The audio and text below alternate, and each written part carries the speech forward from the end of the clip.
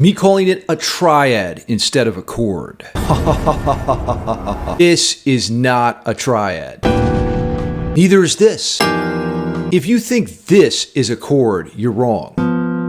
So what is a chord and what is a triad? Is there even a difference between the two? In the next 6.9 minutes, you'll learn all about the fascinating world of harmony. Get all your questions answered and the full tabs for this lesson at my Shred Academy below. Good news, it's free. A music theory course is specifically designed for those interested in writing their own music. So if you feel limited or stuck when it comes to your creative potential, I'm here to help. For the small price of your soul. I mean, it's free. Now let's get down to business. A triad fits under the category of chords, but it's a specific type of chord. A chord can be 3, 4, 5, even 69 notes. Basically, anything more than 2 notes is a chord. However, a triad is restricted to just 3 notes. If you play anything more than 3 notes, you're out of that triad territory. In this segment, I'm going to show you each of the 4 types of triads. They all have a distinct emotional character and personality. One for happy days, one for sad days, one for strange days, and one for downright horrible days. Now, the best way to study music theory and absorb a new concept is with a drone. A drone is just a sustained or recurring pitch like this.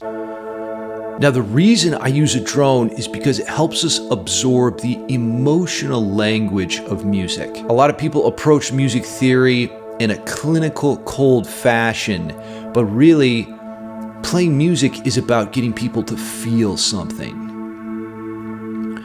So this recurring pitch establishes a tonal base and a context, a framework for us to feel within. The first type of triad is the major triad, and here it is. You can see it right there.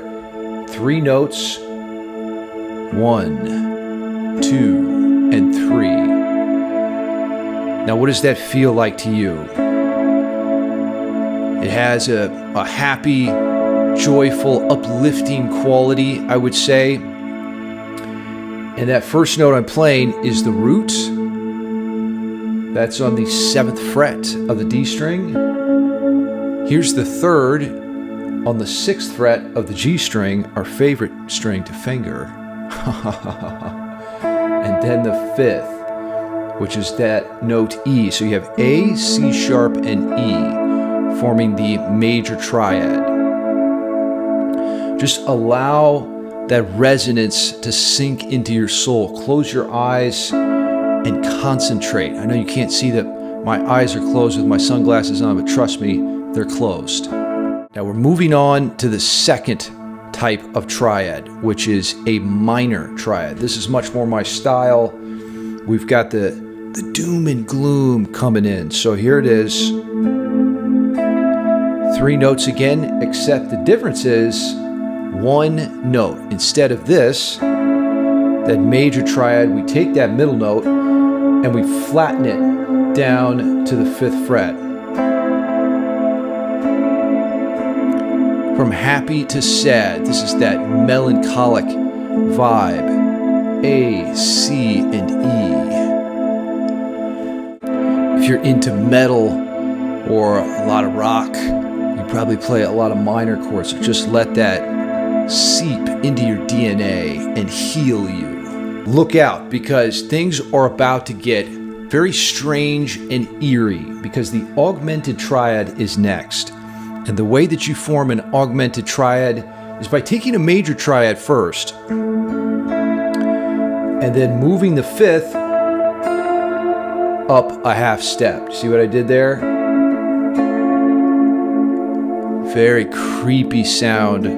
I feel like I'm about ready to step through a portal into another dimension and be transported to planet Neptron or planet Shred.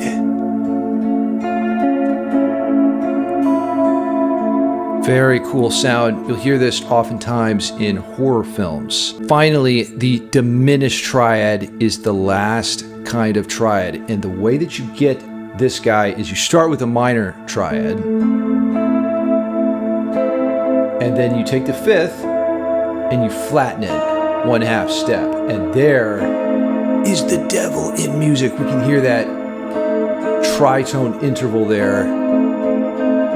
And this is something you'll hear often in Yngwie Malmsteen's music, like pretty much every other bar.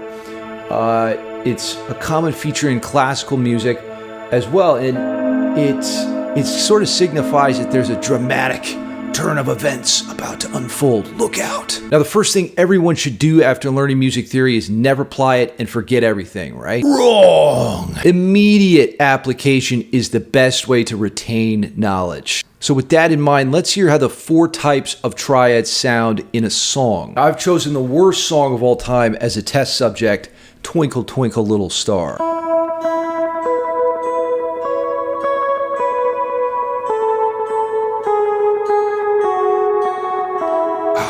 Sucks. You're probably used to hearing Twinkle Twinkle Little Star with a harmonization like this.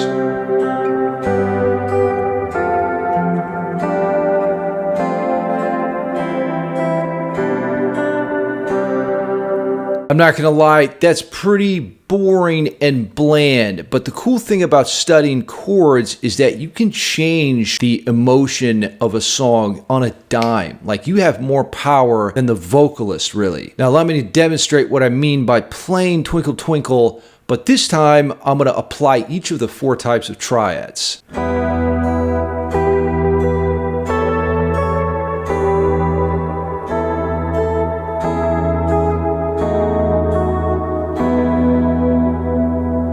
Whoa. I mean, is that even the same song? What a difference, right? Now, by the way, you can get the full tabs for everything that's about to come below at my Shred Academy. I didn't change the melody on top, right? I just adjusted the chords behind it, and that is where you have all the power as a composer. I started with an E minor triad. It's like that nothing else matters chord. And then another E minor triad up higher. But here's where things get interesting. I shifted to an A, which gives us kind of like a bittersweet sound, a little bit of that Dorian vibe. And here's where things start to get crazy. I added an E flat augmented triad there for that frightening, creepy sound. We just unlocked the door to the portal of an alternate dimension. Then I moved to this stately, stoic A minor triad, which slips down a 1/2 step to this sort of ambiguous C sharp minor triad. And then we go to Yngwie's favorite chord, the D sharp diminished, which sets us up nicely for a satisfying resolution back to the 1. Now, anything more than 3 notes is no longer considered to be a triad. For example, if I play this James Bond chord, that's got 6 notes, so we couldn't call that a triad. The name Shred, James Shred. I like my WAP juice shaken, not stirred. Chords are a lot easier to understand once you realize where they come from. So believe it or not, chords are actually built from scales. Let me explain. You have the C major scale that sounds like this. Beautiful and joyous. And the way that we actually construct chords is by playing every other note from this scale. So we start with the 1st degree, C. You skip the 2nd degree and then play the 3rd degree. So now we have 2 out of our 3 notes in the triad.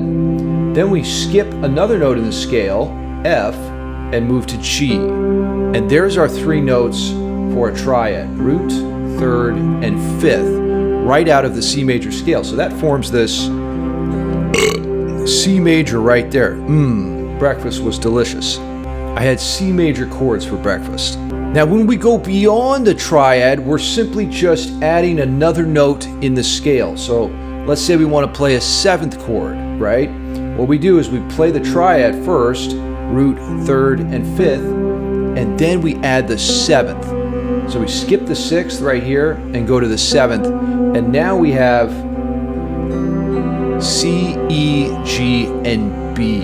Of course, B stands for Baby Tyrannosaurus Rex. Now, right away you can hear there's like a new level and layer of emotional quality that unfolds here when we add this 7th degree. And one of the best exercises you can play to get used to these new chords, these seventh chords, is to run through the major scale and to play the major or the minor or the dominant or the half diminished seventh chord that occurs on each degree. Those are the four types that occur in the major scale. You have the major seventh chord on the first degree, the minor seventh chord, that's D minor 7 on the second degree. Third degree is another minor seventh chord, major 7 on the fourth degree, dominant 7 on the fifth degree, that minor seventh, and then we have a minor 7 chord occurring on the sixth degree, and here's my favorite, the half diminished seventh chord that occurs on the seventh degree.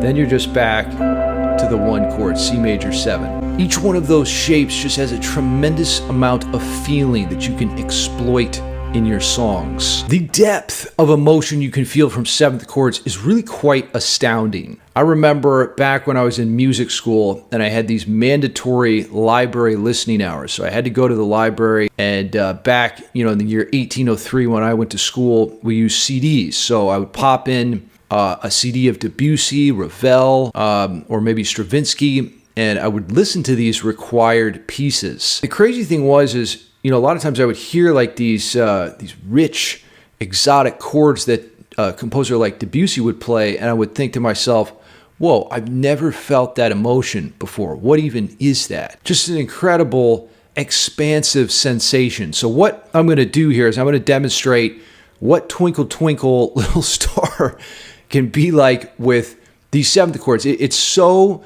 radically different, it just blows your mind. I want you to specifically listen for the unique feelings that each chord creates within you.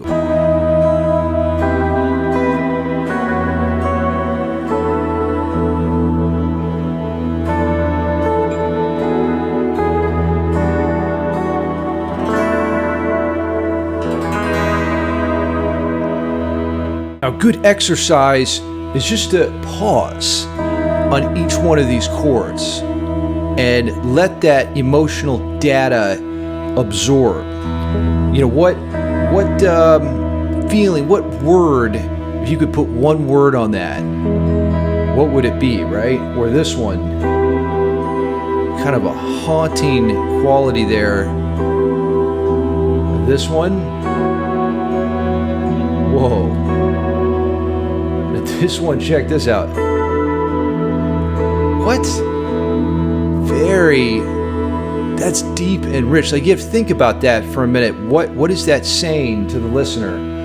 I love when the doom and gloom comes in here, a sort of distant, forlorn sadness on the minor 7 flat 5, moving to this G sharp minor 7 over E, really expensive tonality.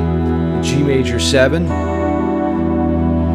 has a sad sound there, and this one always gets me. Just mystical, I don't know, mysterious comes to mind for that one. And then we're back to home base.